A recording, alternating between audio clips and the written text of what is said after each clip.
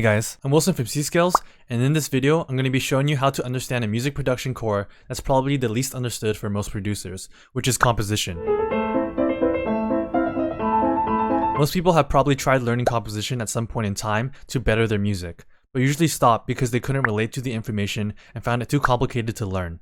So if this is you, I figured I'd show you a way to understand composition that's simple and easy to implement in your production by relating it to something everybody knows: language. Let's start with the basics. What is composition? Sure, chords and melodies are the surface level of what it is, but the biggest reason on why people implement composition is to control the mood of your production. In other words, it controls when somebody feels happy or sad in a song. This isn't to say that there aren't other factors that control a person's mood in a song, but composition is by far the most impactful method, which is why it's considered a core part of production. So before we get into details, let's first start by showing you how to think about composition. Instead of happy and sad, we're going to replace these specific emotions with more broad feelings like lighter moods or darker moods and place them in a spectrum. When you first start your production, the first thing you need to think about in the composition is where you want to be in this spectrum. This is going to be your baseline mood.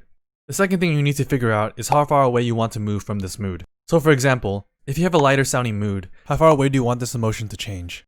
Another way to think about this is to visualize the spectrum as warm and cold instead of black and white. Within each of these colors, there's going to be a lighter and darker version. In music, we tend to split these into major, lighter versions of the color, or minor, darker versions of the color. So in our example, if you're a lighter bass mood, you have a choice of switching between a tone within that bass, or switching to tones in other basses. But as you move towards the ends of the spectrum, the intensity of the darkness increases. So let's get into some details using Calvin Harris's song Slide as an example. Composition is an emotional language. Just like you need different arrangements of letters to know specific languages, you need to have different arrangements of notes to create the 7 bass mood languages, which are called modes. You might have heard 2 of these bass languages in music, which are the C major scale, which is an Ionian mode, and an A minor scale, which is an Aeolian mode. Now I'm not going to go into too much detail about these different modes, scales, and music theory, but if you'd like to see a separate video on this topic, let me know in the comments.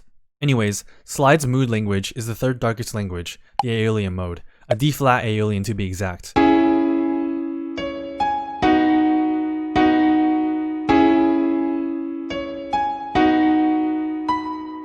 But for the sake of simplicity, we're going to switch this key to an A Aeolian, which is all the white keys on the piano.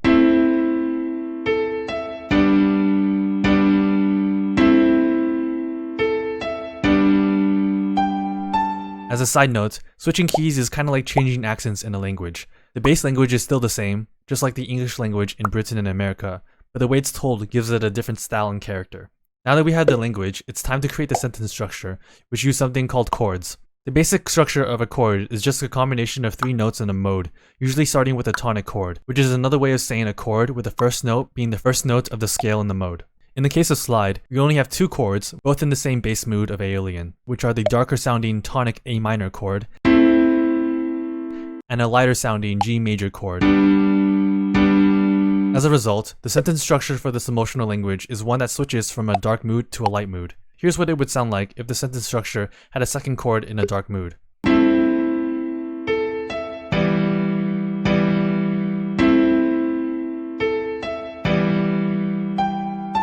And in more advanced situations, we could even do something like borrow chords from different modes or different languages for even lighter or darker structures.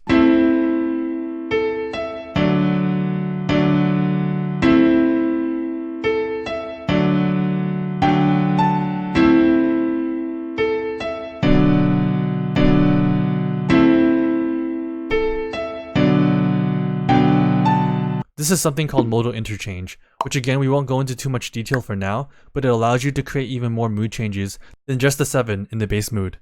Finally, the last piece of composition is what's being said in the emotional sentence, which is the melody. The melody is the characteristics that make the song special, and usually always follow the structure of a chord, much like how what you say follows a specific sentence structure. With so many combinations, you can always find different melodies that sound good in the same chord structure. Let's take a look at some melodies from popular songs using the same chord structure from Slide. The only difference is that the melody changes, or what's being said.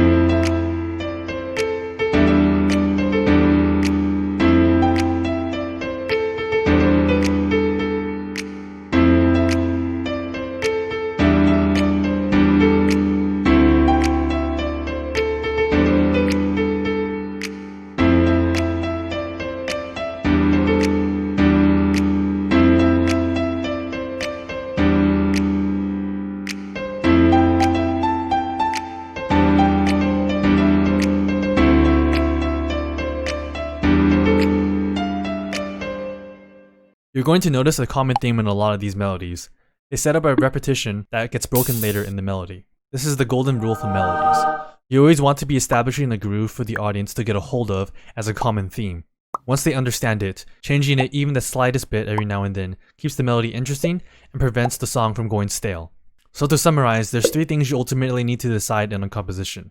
The mode, which is the general mood baseline, or the emotional language. The chords, which are the changes in the mood, or the language structure. And the melody, which is the emotional theme and style, and what's being said in the language.